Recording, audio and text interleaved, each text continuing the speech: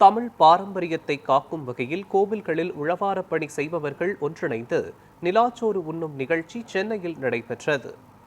சென்னை திருவான்மியூர் கடற்கரையில் YACD கோபாலபுரம் பகுதியைச் சேர்ந்த தன்னார்வலர்கள் ஏற்பாட்டில் இந்த நிகழ்ச்சி நடைபெற்றது.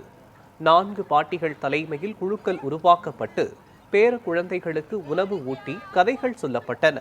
அத்துடன் பல்வேறு போட்டிகளும் நடத்தப்பட்டு உற்சாகமாக கொண்டாடினர்.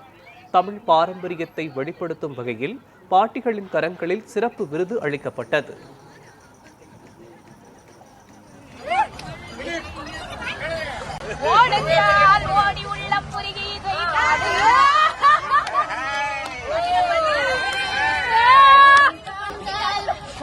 பாட்டு